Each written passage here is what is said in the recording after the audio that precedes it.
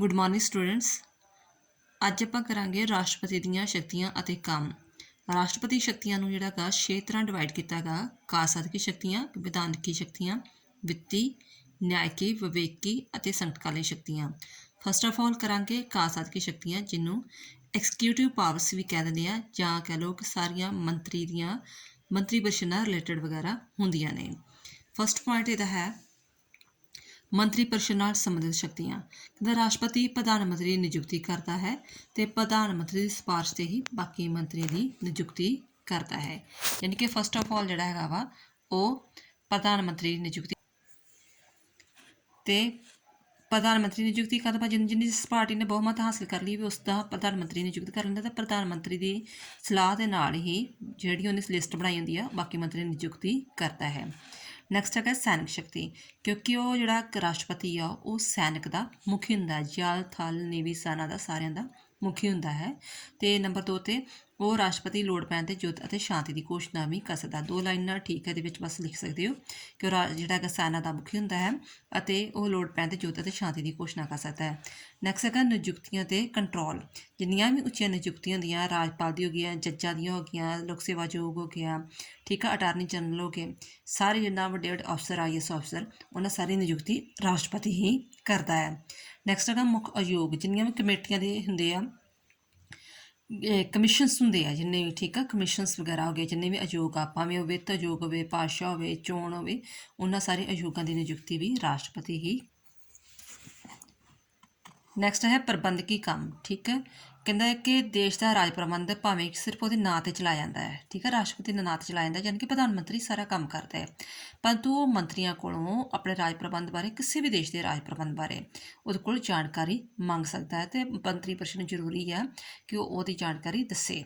ਮੰਨ ਲਓ ਪੰਜਾਬ ਦੀ ਜਾਣਕਾਰੀ ਮੰਗਦਾ ਵਾ, ਹਰਿਆਣੇ ਦੀ ਮੰਗ ਲੈਂਦਾ ਕਿਸੇ ਦੀ, ਅਤੇ ਉਹਦੀ ਜਾਣਕਾਰੀ ਬਾਰੇ ਦੱਸਣਾ ਜ਼ਰੂਰੀ ਹੈ। ਨੈਕਸਟ ਹੈਗਾ ਕੂਟਨੀਤਿਕ ਸ਼ਕਤੀਆਂ। ਕੂਟਨੀਤੀ ਹੁੰਦੀਆਂ ਜਿੱਦਾਂ ਐਂਬੈਸਡਰ ਹੁੰਦੇ ਆ, ਠੀਕ ਹੈ, ਜਿਵੇਂ ਕਿਸੇ ਦੂਜੇ ਦੇਸ਼ਾਂ ਵਿੱਚ ਆਪਾਂ ਐਂਬੈਸੀਆਂ ਵਿੱਚ ਰਾਜਦੂਤ ਨਿਯੁਕਤ ਕਰਦੇ ਹਾਂ, ਉਹਨਾਂ ਨੂੰ ਮਾਨਤਾ ਦਿੰਦਾ ਅਤੇ ਉਹਨਾਂ ਦੀ ਨਿਯੁਕਤੀ ਕਰਦਾ, ਕਿ ਇਹਨਾਂ ਦੀ ਰਾਜਦੂਤਾਂ ਦੀ, ਐਂਬੈਸਡਰਾਂ ਦੀ। ਨੈਕਸਟ ਹੈਗਾ ਸੰਘੀ ਇਲਾਕਿਆਂ ਦਾ ਪ੍ਰਬੰਧ। ਸੰਘੀ ਇਲਾਕਿਆਂ ਦਾ ਜਿਹੜੇ ਹੈਗੇ ਆ ਖੇਤਰਾਂ ਦਾ ਪ੍ਰਬੰਧ ਵੀ ਰਾਸ਼ਟਰਪਤੀ ਲੈਫਟੀਨੈਂਟ ਗਵਰਨਰ ਅਤੇ ਚੀਫ ਕਮਿਸ਼ਨਰ ਦੀ ਨਿਯੁਕਤੀ ਕਰਦਾ ਹੈ। ਜਿਹੜੇ ਸੰਘੀ ਇਲਾਕੇ ਜਿੱਦਾਂ ਮਤਲਬ ਕਿ ਅੰਡੇਮਾਨ ਨਿਕੋਬਾਰ ਆ, ਦਮਨ ਦਿਊ ਆ, ਚੰਡੀਗੜ੍ਹ ਵਾ, ਠੀਕ ਹੈ, ਇਸ ਤਰ੍ਹਾਂ ਜਿਹੜੇ 6-7 ਜਿਹੜੇ ਹੈਗੇ ਆ ਕੇਂਦਰੀ ਪ੍ਰਸ਼ਾਸਿਤ ਇਲਾਕੇ ਹੁੰਦੇ ਆ। ਨੈਕਸਟ ਹੈ ਰਾਜ ਸਰਕਾਰਾਂ ਨੂੰ ਨਿਰਦੇਸ਼ ਜਾਰੀ ਕਰਨਾ।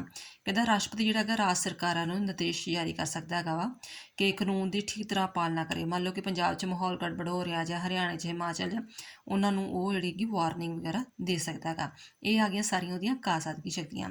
ਨੈਕਸਟ ਹੈ ਵਿਧਾਨਕੀ ਸ਼ਕਤੀਆਂ। ਜਿਹੜਾ ਵਿਧਾਨਕੀ ਸ਼ਕਤੀ ਵਿੱਚ ਸਾਰਾ ਸੰਸਦ ਨਾਲ ਰਿਲੇਟਡ ਹੋਣਾ ਹੈ, ਸੰਸਦ ਨਾਲ ਰਿਲੇਟਡ ਗੱਲ ਆਉਣੀ ਹੈਗੀ ਆ। ਫਸਟ ਆਫ ਆਲ ਸੰਸਦ ਦਾ ਇਜਲਾਸ ਬੁਲਾਉਣਾ ਅਤੇ ਉਠਾਉਣਾ। ਕਹਿੰਦਾ ਹੈ ਕਿ ਰਾਸ਼ਟਰਪਤੀ ਹੀ ਜਿਹੜਾ ਹੈਗਾ ਵਾ, ਜਿਹੜੀ ਪਾਰਲੀਮੈਂਟ ਆ ਉਹਦਾ ਜਿਹੜਾ ਇਜਲਾਸ ਬੁਲਾਉਂਦਾ ਵਾ, ਅਤੇ ਉਹਦਾ ਉਦਘਾਟਨੀ ਭਾਸ਼ਣ ਵੀ ਪੜ੍ਹਦਾ ਹੈਗਾ, ਮਤਲਬ ਕਿ ਇਜਲਾਸ ਬੁਲਾਉਂਦਾ ਵਾ, ਉਠਾਉਂਦਾ ਵਾ, ਅਤੇ ਉਹਨੇ ਹੀ ਡਿਸਾਈਡ ਕਰਨਾ ਹੁੰਦਾ ਹੈ ਕਿ ਜਿਹੜਾ ਇੱਕ ਇਜਲਾਸ ਤੋਂ ਬਾਅਦ ਜਿਹੜਾ ਦੂਜਾ ਇਜਲਾਸ ਬੁਲਾਉਣਾ ਉਹ 6 ਮਹੀਨੇ ਤੋਂ ਬਾਅਦ ਉਹਦਾ ਟਾਈਮ ਨਾ ਪਵੇ। ਨੈਕਸਟ ਹੈਗਾ ਉਦਘਾਟਨੀ ਭਾਸ਼ਣ ਪੜ੍ਹਨਾ। ਜਿਹੜਾ ਵੀ ਜਦੋਂ ਸਟਾਰਟਿੰਗ 'ਚ ਸੈਸ਼ਨ ਬੁਲਾਇਆ ਜਾਂਦਾ ਹੈਗਾ, ਅਤੇ ਫਸਟ ਆਫ ਆਲ ਜਿਹੜਾ ਭਾਸ਼ਣ ਪੜ੍ਹਨ ਦੀ ਸਪੀਚ ਦੇਣੀ ਹੁੰਦੀ ਆ ਉਹ ਰਾਸ਼ਟਰਪਤੀ ਦੁਆਰਾ ਹੀ ਪੜ੍ਹੀ ਜਾਂਦੀ ਹੈ। ਬੇਸ਼ੱਕ ਇਹ ਪ੍ਰਧਾਨ ਮੰਤਰੀ ਦੁਆਰਾ ਤਿਆਰ ਕੀਤੀ ਜਾਂਦੀ ਜਾਂ ਮੰਤਰੀਆਂ ਦੁਆਰਾ, ਬਟ ਜਿਹੜਾ ਭਾਸ਼ਣ ਆ ਉਹ ਰਾਸ਼ਟਰਪਤੀ ਦੁਆਰਾ ਹੀ ਦਿੱਤਾ ਜਾਂਦਾ ਹੈ। ਥਰਡ ਹੈਗਾ ਸੰਸਦ ਵਿੱਚ ਭਾਸ਼ਣ ਦੇਣਾ ਅਤੇ ਸੁਨੇਹਾ ਦੇਣਾ।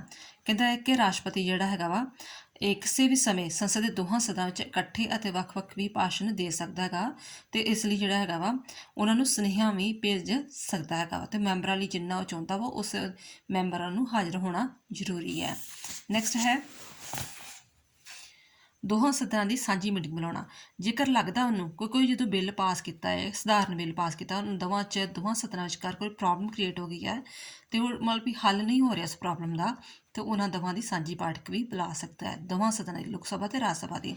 ਨੈਕਸਟ ਹੈਗਾ ਰਾਜ ਸਭਾ ਅਤੇ ਲੋਕ ਸਭਾ ਦੇ ਮੈਂਬਰਾਂ ਦੀ ਨਿਯੁਕਤੀ। ਤੁਹਾਨੂੰ ਇਹ ਪਤਾ ਚੰਗੀ ਤਰ੍ਹਾਂ ਕਿ ਜਿਹੜਾ ਰਾਸ਼ਟਰਪਤੀ ਆ ਉਹ ਰਾਜ ਸਭਾ ਵਿੱਚ 12 ਮੈਂਬਰਾਂ ਦੀ ਨਿਯੁਕਤੀ ਕਰ ਸਕਦਾ ਹੈ, ਨੋਮੀਨੇਟ ਕਰ ਸਕਦਾ ਹੈ, ਅਤੇ ਲੋਕ ਸਭਾ 'ਚ 2 ਮੈਂਬਰਾਂ ਦੀ ਨਿਯੁਕਤੀ ਕਰ ਸਕਦਾ ਹੈਗਾ। ਰਾਜ ਸਭਾ ਵਿੱਚ 12 ਮੈਂਬਰ ਅਤੇ ਲੋਕ ਸਭਾ 'ਚ 2 ਮੈਂਬਰ। ਨੈਕਸਟ ਹੈਗਾ ਲੋਕ ਸਭਾ ਨੂੰ ਭੰਗ ਕਰਨਾ।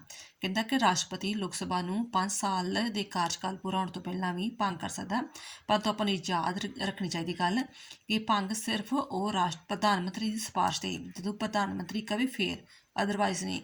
ਪ੍ਰਧਾਨ ਮੰਤਰੀ ਸਿਫਾਰਿਸ਼ 'ਤੇ ਹੀ ਕਰਦਾ ਹੈ। ਨੈਕਸਟ ਹੈਗਾ ਸੰਸਦ ਦੁਆਰਾ ਪਾਸ ਬਿੱਲਾਂ 'ਤੇ ਪ੍ਰਵਾਨਗੀ ਦੇਣਾ। ਕੁਝ ਬਿੱਲ ਜਿਹੜੇ ਹੈਗੇ, ਜਦੋਂ ਵੀ ਕੋਈ ਬਿੱਲ ਬਣਦਾ ਵਾ ਸੰਸਦ ਵਿੱਚ, ਕੋਈ ਵੀ ਬਿੱਲ ਪਾਸ ਹੁੰਦਾ ਹੈਗਾ ਵਾ, ਉਹਨਾਂ ਨੂੰ ਪ੍ਰਵਾਨਗੀ ਦੇਣਾ, ਪਾਸ ਕਰਨਾ, ਪ੍ਰਵਾਨ ਕਰਨਾ, ਸੁਝਾਅ ਦੇਣਾ, ਠੀਕ ਆ, ਜਾਂ ਉਹਨੂੰ ਵਾਪਸ ਭੇਜਣਾ, ਇਹ ਚਾਰੇ ਇਖਤਿਆਰ ਉਹ ਕਰ ਸਕਦਾ, ਚਾਰੇ ਪਾਵਰਸ ਇਹਦੇ ਨਾਲ ਰਿਲੇਟਡ ਯੂਜ਼ ਕਰ ਸਕਦਾ ਹੈਗਾ। ਨੈਕਸਟ ਹੈ ਅਧਿਆਦੇਸ਼ ਜਾਰੀ ਕਰਨਾ, ਜਿਹਨੂੰ ਆਪਾਂ ਆਰਡੀਨੈਂਸ ਵੀ ਕਹਿੰਦੇ ਹਾਂ ਰਾਸ਼ਟਰਪਤੀ ਦਾ। ਸਪੋਜ਼ ਕਰੋ ਕਿ ਸੰਸਦ ਦਾ ਇਜਲਾਸ ਨਹੀਂ ਚੱਲ ਰਿਹਾ ਤੇ ਕਿਸੇ ਕਾਨੂੰਨ ਦੀ ਲੋੜ ਪੈ ਜਾਂਦੀ ਹੈਗੀ ਆ, ਤਾਂ ਰਾਸ਼ਟਰਪਤੀ ਉਸ ਸਮੇਂ ਕੋਈ ਆਰਡਰ ਜਾਰੀ ਕਰ ਸਕਦਾ, ਆਰਡੀਨੈਂਸ ਜਾਰੀ ਕਰ ਸਕਦਾ, ਤੇ ਇਸ ਆਰਡੀਨੈਂਸ ਦੀ ਪਾਵਰ ਕਾਨੂੰਨ ਦੀ ਤਰ੍ਹਾਂ ਹੀ ਹੁੰਦੀ ਹੈਗੀ ਆ। ਨੈਕਸਟ ਹੈਗਾ ਰਾਜ ਵਿਧਾਨ ਸਭਾ ਮੰਡਲਾਂ ਦੁਆਰਾ ਪਾਸ ਕੁਝ ਬਿੱਲਾਂ 'ਤੇ ਰਾਸ਼ਟਰਪਤੀ ਦੀ ਅਗੇਤਰੀ ਪ੍ਰਵਾਨਗੀ ਜ਼ਰੂਰੀ ਆ। ਜਿਹੜੇ ਰਾਜ ਵਿਧਾਨ ਮੰਡਲ ਆ, ਠੀਕ ਆ, ਜਿਵੇਂ ਪੰਜਾਬ ਆ, ਹਰਿਆਣਾ ਵਾ ਜਾਂ ਕੁਝ ਵੀ ਆ, ਕਹਿੰਦਾ ਉਦੋਂ ਕਿਹੜੇ ਬਿੱਲ ਵਾ ਜਦੋਂ ਸਭ ਪਹਿਲਾਂ ਪ੍ਰਵਾਨਗੀ ਰਾਸ਼ਟਰਪਤੀ ਲੈਣੀ ਪੈਂਦੀ, ਫਿਰ ਹੀ ਬਿੱਲ ਜਿਹੜਾ ਹੈਗਾ ਵਾ ਵਿਧਾਨ ਮੰਡਲ 'ਚ ਪੇਸ਼ ਕੀਤਾ ਜਾਂਦਾ ਹੈ।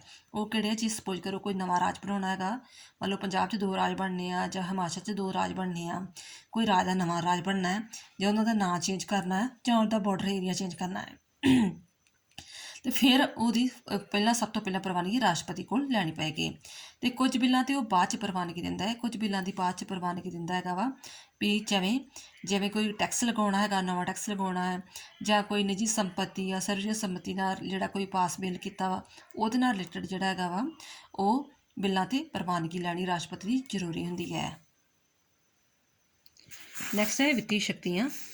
ਵਿੱਤੀ ਸ਼ਕਤੀਆਂ ਕੀ ਰਿਲੇਟਡ ਸਾਰਾ ਆਪਾਂ ਫਾਈਨੈਂਸ਼ੀਅਲ ਨਾਲ ਰਿਲੇਟਡ ਗੱਲ ਕਰਨੀ ਹੈਗੀ ਆ, ਪੈਸੇ ਨਾਲ ਰਿਲੇਟਡ ਗੱਲ ਕਰਨੀ ਆ।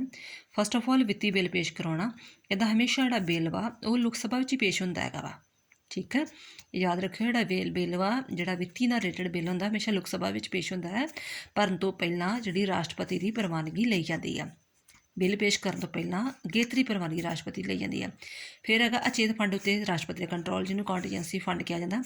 ਅਚਾਨਕ ਕਿਸੇ ਤਰ੍ਹਾਂ ਦੀ ਫੰਡ ਦੀ ਲੋੜ ਪੈ ਜਾਂਦੀ ਆ, ਕੋਈ ਸੰਕਟ ਕਾਲ ਆ ਜਾਂਦਾ ਹੈਗਾ ਵਾ, ਹੜ੍ਹ ਆ ਜਾਂਦੀ ਹੈਗੀ, ਕੋਈ ਸੋਕਾ ਪੈ ਜਾਂਦਾ, ਕਿਸੇ ਤਰ੍ਹਾਂ ਵੀ ਆ, ਅਤੇ ਉਹ ਕੰਟੀਜੈਂਸੀ ਜਿਹੜਾ ਐਮਰਜੈਂਸੀ ਫੰਡ ਰੱਖਿਆ ਹੁੰਦਾ ਵਾ, ਉਹਦੇ ਵਿੱਚੋਂ ਉਹ ਪੈਸਾ ਕਢਵਾ ਸਕਦਾ ਹੈਗਾ ਵਾ। ਨੈਕਸਟ ਹੈਗਾ ਵਿੱਤ ਆਯੋਗ ਦੀ ਨਿਯੁਕਤੀ ਕਰਨੀ, ਜਿਵੇਂ ਆਪਾਂ ਪਿੱਛੇ ਪੜ੍ਹੇ ਆਯੋਗਾਂ ਦੀ ਨਿਯੁਕਤੀ ਵੀ ਕਰਦਾ, ਅਤੇ ਵਿੱਤ ਆਯੋਗ ਦਾ ਗਠਨ ਵੀ ਜਿਹੜਾ ਹੈਗਾ ਵਾ ਉਹ ਰਾਸ਼ਟਰਪਤੀ ਹੀ ਕਰਦਾ ਹੈਗਾ ਵਾ। ਨੈਕਸਟ ਹੈਗਾ ਪਰਸਨ ਦੇ ਨਿਰਯਾਤ ਟੈਕਸ ਦੀ ਵੰਡ, ਕਹਿੰਦਾ ਰਾਸ਼ਟਰਪਤੀ ਜਿਹੜਾ ਹੈਗਾ ਵਾ ਇਹ 3 ਸਟੇਟ ਸਪੈਸ਼ਲ ਆ, ਠੀਕ ਆ, ਅਸਾਮ ਹੋ ਗਿਆ, ਬੰਗਾਲ, ਬਿਹਾਰ, ਉੜੀਸਾ, 4 ਰਾਜ ਵਾ, ਜਿਨ੍ਹਾਂ ਰਾਜਾਂ ਵਿੱਚੋਂ ਪਰਸਨ ਦੇ ਨਿਰਯਾਤ ਟੈਕਸ ਤੋਂ ਪ੍ਰਾਪਤ ਧਨ ਨੂੰ ਇਹਨਾਂ ਰਾਜਾਂ ਅਤੇ ਕੇਂਦਰੀ ਸਰਕਾਰ ਵਿਚਕਾਰ ਵੰਡਦਾ, ਉਹ ਰਾਸ਼ਟਰਪਤੀ ਵੰਡਦਾ ਹੈ। ਆਹ 4 ਸਟੇਟਾਂ ਦੀ ਸਪੈਸ਼ਲੀ ਗੱਲ ਕੀਤੀ ਗਈ ਹੈ। ਨੈਕਸਟ ਹੈ ਕੰਟਰੋਲਰ ਅਤੇ ਐਡੀਟਰ ਜਨਰਲ ਦੀ ਰਿਪੋਰਟ ਸੰਸਦ ਸਾਹਮਣੇ ਪੇਸ਼ ਕਰਨਾ, ਕਹਿੰਦਾ ਕਿ ਜਿਹੜੀ ਹੈਗੀ ਆ ਸੰਘ ਦੇ ਹਿਸਾਬ ਕਿਤਾਬ ਸੰਬੰਧੀ ਭਾਰਤ ਦੇ ਕੰਟਰੋਲਰ ਅਤੇ ਐਡੀਟਰ ਜਨਰਲ ਦੀ ਰਿਪੋਰਟ ਰਾਸ਼ਟਰਪਤੀ ਨੂੰ ਦਿੱਤੀ ਜਾਏਗੀ, ਜਿਹੜਾ ਕਿ ਇਸ ਰਿਪੋਰਟ ਨੂੰ ਸੰਸਦ ਦੇ ਹਰੇਕ ਸਦਨ ਸਾਹਮਣੇ ਪੇਸ਼ ਕੀਤਾ ਜਾਂਦਾ ਹੈ। ਇਹ ਹੈਗੀਆਂ ਵਿੱਤੀ ਸ਼ਕਤੀਆਂ। ਨੈਕਸਟ ਹੈਗਾ ਨਿਆਂਕ ਸ਼ਕਤੀਆਂ। ਨਿਆਂਕ ਸ਼ਕਤੀਆਂ ਕਿ ਜਿੰਨੀ ਵੀ ਉਹ ਜੱਜਾਂ ਦੀ ਨਿਯੁਕਤੀ ਕਰਦਾ ਹੈਗਾ ਵਾ, ਜਿਵੇਂ ਕਿਸੇ ਜੱਜ ਦੀ ਨਿਯੁਕਤੀ ਕਰਨਾ ਵਾ, ਜਾਂ ਕਿਸੇ 'ਤੇ ਦੋਸ਼ ਲੱਗ ਗਿਆ ਹੈ ਉਹਦੀ ਛਾਣਬੀਣ ਕਰਨੀ ਹੈ ਅਤੇ ਉਹਨੂੰ ਅਹੁਦੇ ਤੋਂ ਵੱਖ ਕਰਨਾ ਹੈ, ਜਾਂ ਕਿਸੇ ਸਜ਼ਾ ਨੂੰ ਮੁਆਫ ਕਰਨਾ ਹੈ, ਜਾਂ ਕਾਨੂੰਨ ਤੋੜਨ ਵਾਲੀ ਸਜ਼ਾ ਨੂੰ ਮੁਆਫ ਕਰਨਾ ਹੈ, ਠੀਕ ਹੈ, ਇਹਨਾਂ ਰਿਲੇਟਡ ਜਿਹੜੀਆਂ ਹੈਗੀਆਂ ਨਿਆਂਕ ਸ਼ਕਤੀਆਂ ਦੀ ਵਰਤੋਂ ਉਹ ਕਰ ਸਕਦਾ ਹੈਗਾ, ਕਿਸੇ ਸਜ਼ਾ ਘਟਾ ਸਕਦਾ, ਕਿਸੇ ਨੂੰ ਵਧਾ ਸਕਦਾ ਹੈਗਾ ਵਾ। ਨੈਕਸਟ ਹੈਗਾ ਵਿਵੇਕੀ ਸ਼ਕਤੀਆਂ, ਜਿਹੜੀਆਂ ਐਮਰਜੈਂਸੀ ਵਰਤ ਸਕਦਾ ਹੈਗਾ, ਡਿਸਕ੍ਰਿਸ਼ਨਰੀ ਪਾਵਰ ਕਿਹਾ ਜਾਂਦਾ ਹੈਗਾ ਵਾ। ਇਹ ਕਿਹੜੀਆਂ ਵਾ ਇਹਦੇ ਪੁਆਇੰਟਸ ਬਣਾ ਲਿਓ, ਠੀਕ ਆ, ਜਿਵੇਂ ਮੰਤਰੀ ਪਰਿਸ਼ਦ ਕੋਲ ਕੋਈ ਇਨਫੋਰਮੇਸ਼ਨ ਲੈ ਸਕਦਾ ਹੈਗਾ, ਮੰਨ ਲਓ ਕੋਈ ਜਿਹੜਾ ਵਿੱਤ ਮੰਤਰੀ ਆ ਜਾਂ ਐਜੂਕੇਸ਼ਨ ਰਿਲੇਟਡ ਮਿਨਿਸਟਰ ਵਗੈਰਾ ਵਾ, ਉਹਨੇ ਸਹੀ ਤਰ੍ਹਾਂ ਆਪਣਾ ਵੀ ਪੈਸਾ ਯੂਜ਼ ਕੀਤਾ ਕਿ ਨਹੀਂ, ਉਹਨੇ ਐਜੂਕੇਸ਼ਨ ਜਿੰਨਾ ਇਨਫਰਾਸਟਰਕਚਰ ਲਗਾਇਆ ਕਿ ਨਹੀਂ ਲਗਾਇਆ, ਉਹਦੇ ਬਾਰੇ ਕੋਈ ਇਨਫੋਰਮੇਸ਼ਨ ਲੈ ਸਕਦਾ ਹੈਗਾ। ਨੰਬਰ 2 'ਤੇ ਉਹ ਮੰਤਰੀਆਂ ਨੂੰ ਸਲਾਹ ਵੀ ਦੇ ਸਕਦਾ ਹੈਗਾ ਵਾ, ਮੰਨਣਾ ਨਾ ਮੰਨਣਾ ਮੰਤਰੀ ਦੀ ਆਪਣੀ ਮਰਜ਼ੀ ਆ, ਠੀਕ ਆ, ਇਨਫੋਰਮੇਸ਼ਨ ਹੋ ਗਿਆ, ਐਡਵਾਈਸ ਹੋ ਗਿਆ। ਨੈਕਸਟ ਪੁਆਇੰਟ ਤੁਸੀਂ ਇਹ ਕਰ ਸਕਦੇ ਹੋ ਕਿ ਜੇਕਰ ਇਨ ਕੇਸ ਕਿਸੇ ਪਾਰਟੀ ਨੂੰ ਬਹੁਮਤ ਹਾਸਲ ਨਹੀਂ ਹੋ ਰਿਹਾ ਹੈਗਾ, ਠੀਕ ਹੈ, ਤਾਂ ਉਹ ਪ੍ਰਧਾਨ ਮੰਤਰੀ ਦੀ ਨਿਯੁਕਤੀ ਕਰ ਸਕਦਾ ਹੈਗਾ। ਕਿਸੇ ਵੀ ਪਾਰਟੀ ਨੂੰ ਲੋਕ ਸਭਾ 'ਚ ਬਹੁਮਤ ਹਾਸਲ ਨਹੀਂ ਹੋ ਰਿਹਾ ਅਤੇ ਪ੍ਰਧਾਨ ਮੰਤਰੀ ਨਿਯੁਕਤੀ ਕਰ ਸਕਦਾ ਹੈ। ਇਹ ਇਹਦੀਆਂ ਡਿਸਕਸ਼ਨਰੀ ਪਾਵਰਸ ਹੈ। ਨੈਕਸਟ ਹੈਗਾ ਵਾ ਸੰਕਟਕਾਲੀਨ ਸ਼ਕਤੀਆਂ। ਸੰਕਟਕਾਲੀਨ ਸ਼ਕਤੀਆਂ ਜਿਹੜੀਆਂ 3 ਟਾਈਪ ਦੀਆਂ ਵਾ, ਠੀਕ ਹੈ, ਇਹ ਹੈਗੀਆਂ ਰਾਸ਼ਟਰੀ ਸੰਕਟਕਾਲ, ਸੰਵਿਧਾਨਕ ਸੰਕਟਕਾਲ ਅਤੇ ਵਿੱਤੀ ਸੰਕਟਕਾਲ, ਜਿਹੜੀ ਧਾਰਾ 352, 56 ਅਤੇ 60 ਵਿੱਚ ਵਰਣਨ ਕੀਤਾ ਹੈ। ਰਾਸ਼ਟਰੀ ਸੰਕਟਕਾਲ ਕੀ ਆ? ਕਹਿੰਦਾ ਕਿ ਰਾਸ਼ਟਰੀ ਸੰਕਟਕਾਲ ਜਿਹੜਾ ਹੈਗਾ ਵਾ ਉਦੋਂ ਲਾਗੂ ਹੁੰਦਾ ਜਦੋਂ ਇਹਨੂੰ ਲੱਗਦਾ ਹੈ, ਰਾਸ਼ਟਰਪਤੀ ਨੂੰ ਲੱਗਦਾ ਹੈ ਕਿ ਕਿਸੇ ਸਟੇਟ ਵਿੱਚ ਜਿਹੜਾ ਹੈਗਾ ਬਾਹਰੀ ਹਮਲਾ ਹੋ ਸਕਦਾ, ਮੰਨ ਲਓ ਪੰਜਾਬ ਦੇ ਨਾਲ ਪਾਕਿਸਤਾਨ ਏਰੀਆ ਲੱਗਦਾ ਹੈਗਾ ਅਤੇ ਪਾਕਿਸਤਾਨ ਵੱਲੋਂ ਕੋਈ ਹਮਲਾ ਹੋਣ ਦੀ ਸੰਭਾਵਨਾ ਵਾ, ਅਤੇ ਉਹ ਪੰਜਾਬ ਵਿੱਚ ਜਿਹੜਾ ਹੈਗਾ ਰਾਸ਼ਟਰੀ ਸੰਕਟਕਾਲ ਲਾਗੂ ਕਰ ਸਕਦਾ ਹੈਗਾ ਵਾ। ਫਿਰ ਸੰਕਟ ਕਾਲ ਦੇ ਐਲਾਨ ਲਈ ਰਾਸ਼ਟਰਪਤੀ ਨੂੰ ਮੰਤਰੀ ਮੰਡਲ ਦੀ ਲਿਖਤੀ ਬੇਨਤੀ ਜ਼ਰੂਰੀ ਆ। ਫਿਰ ਜਦੋਂ ਜਿੱਥੇ ਉਹ ਸੰਕਟ ਕਾਲ ਲਾਗੂ ਕਰਦਾ ਵਾ ਤਾਂ ਉੱਥੇ ਮੰਤਰੀਆਂ ਨੇ ਉਹਨੂੰ ਰਿਟਨ ਲਿਖਿਆ ਹੋਵੇ ਪਹਿਲਾਂ ਕਿ ਹਾਂ ਸੰਕਟ ਕਾਲ ਲਾਗੂ ਕੀਤਾ ਜਾਵੇ। ਫਿਰ ਆਪਣੀ ਮਰਜ਼ੀ ਨਾਲ ਨਹੀਂ ਕਰ ਸਕਦਾ, ਉਹਦੀ ਜਿਹੜੀ ਹੈਗੀ ਆ ਮੰਤਰੀਆਂ ਦੀ ਰਿਟਨ ਜਿਹੜਾ ਲੈਟਰ ਜ਼ਰੂਰ ਮਿਲਣਾ ਚਾਹੀਦਾ ਗਾ।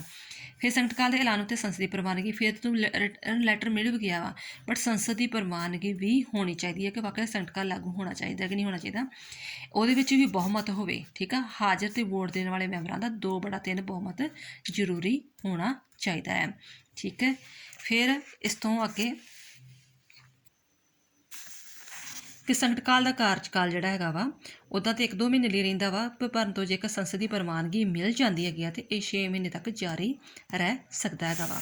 ਨੈਕਸਟ ਆਹ ਪੁਆਇੰਟ ਨਹੀਂ ਤੁਸੀਂ ਕਰਨਾ ਹੈਗਾ। ਨੈਕਸਟ ਹੈਗਾ ਸੰਕਟ ਕਾਲ ਦੀ ਘੋਸ਼ਣਾ ਸਮਾਪਤੀ, ਕਿ ਰਾਸ਼ਟਰਪਤੀ ਆਪਣੇ ਬਾਅਦ ਵਿੱਚ ਜਿਹੜੀ ਹੈਗੀ ਆ ਜੇਕਰ ਉਹਨੂੰ ਲੱਗਦਾ ਕਿ ਠੀਕ ਆ ਸਾਰੀ ਸਥਿਤੀ ਬਿਲਕੁਲ ਠੀਕ ਹੋ ਚੁੱਕੀ ਆ ਤੇ ਜਿਹੜੀ ਆ ਸੰਕਟ ਕਾਲ ਦੀ ਘੋਸ਼ਣਾ ਦੀ ਸਮਾਪਤੀ ਵੀ ਕਰ ਸਕਦਾ ਹੈਗਾ ਕਿ ਹੁਣ ਸੰਕਟ ਕਾਲ ਮਤਲਬ ਇਹਨੂੰ ਖਤਮ ਵੀ ਕਰ ਸਕਦਾ ਹੈਗਾ ਵਾ। ਨੈਕਸਟ ਹੈਗਾ ਸੰਕਟ ਕਾਲ ਨਿਆਂਯੋਗ ਹੋਵੇਗਾ, ਮਤਲਬ ਇਹ ਸਾਡੇ ਮਤਲਬ ਅਦਾਲਤ ਵਿੱਚ ਹੁਣ ਮਤਲਬ ਸੰਵਿਧਾਨ ਵਿੱਚ ਵਰਨ ਕਰ ਦਿੱਤਾ ਹੈਗਾ ਵਾ ਕਿ ਰਾਸ਼ਟਰਪਤੀ ਗਲਤ ਵਰਤੋਂ ਨਹੀਂ ਕਰੇਗਾ ਸੰਕਟ ਕਾਲ ਦੀ, ਠੀਕ ਆ। ਜੇਕਰ ਕਿਸੇ ਨੂੰ ਸਟੇਟ ਨੂੰ ਲੱਗ ਰਿਹਾ ਕਿ ਇਹਨੇ ਗਲਤ ਪ੍ਰਯੋਗ ਕੀਤਾ ਵਾ ਤੇ ਉਸ ਸਟੇਟ ਦੇ ਲੋਕ ਜਿਹੜੇ ਹੈਗੇ ਆ ਅਦਾਲਤਾਂ ਕੋਲ ਜਾ ਕੇ ਚਾਰਜੋਈ ਕਰ ਸਕਦੇ ਆ ਕਿ ਯਾਨੀ ਕਿ ਇਸ ਤੋਂ ਭਾਵ ਕਿ ਸੰਕਟ ਕਾਲ ਜਿਹੜਾ ਹੈਗਾ ਵਾ ਨਿਆਂਯੋਗ ਹੋਵੇਗਾ। ਹੁਣ ਕਹਿੰਦਾ ਕਿ ਸੰਕਟ ਕਾਲ ਜਿਹੜਾ ਹੈਗਾ ਵਾ ਕਦੋਂ ਲਾਗੂ ਹੋਇਆ, ਠੀਕ ਹੈ। ਸੰਕਟ ਕਾਲ ਜਿਹੜਾ ਸਾਡੇ ਦੇਸ਼ ਵਿੱਚ ਜਿਹੜਾ ਹੈਗਾ ਵਾ ਤਿੰਨ ਟਾਈਮ ਲਾਗੂ ਹੋਇਆ ਸੀ। 1962 ਵਿੱਚ ਜਦੋਂ ਚੀਨ ਨੇ ਭਾਰਤ 'ਤੇ ਹਮਲਾ ਕੀਤਾ, 1971 ਤੇ 75 ਜਦੋਂ ਪਾਕਿਸਤਾਨ ਨੇ ਸਾਡੇ ਦੇਸ਼ ਵਿੱਚ ਹਮਲਾ ਕੀਤਾ, ਯਾਨੀ ਕਿ 3 ਹਮਲੇ ਹੋਏ, ਇੱਕ 62 ਚਾਈਨਾ ਵੱਲੋਂ ਤੇ 2 ਜਿਹੜੇ ਹੈਗੇ ਆ ਪਾਕਿਸਤਾਨ ਵੱਲੋਂ 71 ਤੇ 75 ਦੌਰਾਨ। ਉਦੋਂ ਸਾਡੇ ਦੇਸ਼ ਵਿੱਚ ਰਾਸ਼ਟਰੀ ਸੰਕਟ ਕਾਲ ਲਾਗੂ ਕੀਤਾ ਗਿਆ ਸੀ। ਨੈਕਸਟ ਹੈਗਾ ਕਿ ਇਹਦਾ ਪ੍ਰਭਾਵ ਕੀ ਪੈਂਦਾ ਜਦੋਂ ਸੰਕਟ ਕਾਲ ਲਾਗੂ ਹੋ ਜਾਂਦਾ ਹੈਗਾ। ਇਹਦੇ ਵੀ ਤੁਸੀਂ ਪੁਆਇੰਟਸ ਬਣਾ ਸਕਦੇ ਹੋ ਕਿ ਇਹਦੇ ਨਾਲ ਕੀ ਹੁੰਦਾ ਕਿ ਜਿਹੜੀਆਂ ਸੰਘ ਦੀਆਂ ਸ਼ਕਤੀਆਂ ਵਾ, ਠੀਕ ਹੈ, ਕੇਂਦਰ ਦੀਆਂ ਸ਼ਕਤੀਆਂ ਵੱਧ ਜਾਂਦੀਆਂ। ਨੰਬਰ 2 ਸੰਘ ਜਿਹੜਾ ਰਾਜਾਂ ਨੂੰ ਨਿਰਦੇਸ਼ ਜਾਰੀ ਕਰ ਸਕਦਾ ਹੈਗਾ। ਥਰਡ ਰਾਜ ਸੂਚੀ ਵਿੱਚ ਕਿਉਂਕਿ ਤੁਹਾਨੂੰ ਪਤਾ 3 ਤਰ੍ਹਾਂ ਦੇ ਵਿਸ਼ੇ ਆ, ਰਾਜ ਸੂਚੀ ਦੇ, ਕੇਂਦਰ ਸੂਚੀ ਦੇ ਤੇ ਸਾਮਂਤੀ ਸੂਚੀ 'ਚ। ਅਤੇ ਸੰਸਦ ਜਿਹੜੀ ਆ ਕੇਂਦਰ ਆ ਰਾਜ ਸੂਚੀ ਵਿੱਚ ਜਿਹੜੇ ਸ਼ਾਮਲ ਵਿਸ਼ਿਆਂ ਦੇ ਕਾਨੂੰਨ ਬਣਾ ਸਕਦੀ ਹੈਗੀ ਆ। ਨੰਬਰ 4 ਤੇ ਵਿੱਤੀ ਸੋਮਿਆਂ ਨੂੰ ਜਿਹੜੇ ਪੈਸੇ ਨਾਲ ਰਿਲੇਟਡ ਸੀ, ਰਾਜਾਂ ਨੂੰ ਵੱਖਰੇ ਪੈਸੇ ਦਿੱਤੇ ਸੀ, ਕੇਂਦਰ ਨੂੰ ਵੱਖਰੇ ਦਿੱਤੇ ਸੀ, ਉਹਨਾਂ ਵਿੱਤੀ ਸੋਮਿਆਂ ਦਾ ਦੁਬਾਰਾ ਵੰਡ ਕੀਤੀ ਜਾ ਸਕਦੀ ਹੈਗੀ ਆ। ਅਤੇ ਨੰਬਰ 6 ਜਿਹੜਾ ਹੈਗਾ ਵਾ ਕਿ ਧਾਰਾ ਜਿਹੜੀ 19 ਆ ਉਹਦੇ 'ਚ ਜਿੰਨੀਆਂ ਸੁਤੰਤਰਤਾਵਾਂ ਸਾਨੂੰ ਮਿਲੀਆਂ ਹੈਗੀਆਂ ਉਹ ਖਤਮ ਕੀਤੀਆਂ ਜਾ ਸਕਦੀਆਂ, ਪਰੰਤੂ ਜਿਹੜਾ ਹੈਗਾ ਵਾ 21 ਆ, ਧਾਰਾ 21 ਆ, ਉਹਦੇ ਵਿੱਚ ਜਿਹੜਾ ਹੈਗਾ ਵਾ ਉਹਨੂੰ ਖਤਮ ਨਹੀਂ ਕੀਤਾ ਜਾ ਸਕਦਾ। ਜਿਹੜਾ 6ਵਾਂ ਤਾਂ ਇਹ ਹੋ ਗਿਆ 19 ਧਾਰਾ 19 ਵਿੱਚ ਸਾਰੀ ਸੁਤੰਤਰਤਾ ਖਤਮ ਕੀਤੀ ਜਾ ਸਕਦੀ ਆ। ਅਤੇ ਜਦੋਂ 359 ਜਿਹੜਾ ਸੰਕਟ ਕਾਲ ਲਾਗੂ ਹੁੰਦਾ ਵਾ ਉਦੋਂ ਸਾਰੇ ਅਧਿਕਾਰ ਜਿੰਨੇ ਸਾਨੂੰ 6 ਮੌਲਿਕ ਅਧਿਕਾਰ ਮਿਲੇ ਉਹ ਖਤਮ ਹੋ ਸਕਦੇ ਆ, ਪਰ ਧਾਰਾ 21 ਅਧਿਕਾਰ ਜਿਹੜਾ ਕਿਸੇ ਵੀ ਸਥਿਤੀ ਵਿੱਚ ਖਤਮ ਨਹੀਂ ਹੁੰਦਾ ਹੈਗਾ। ਇਹ ਆ ਗਿਆ ਸੀ ਤੁਹਾਡਾ ਰਾਸ਼ਟਰੀ ਸੰਕਟ ਕਾਲ।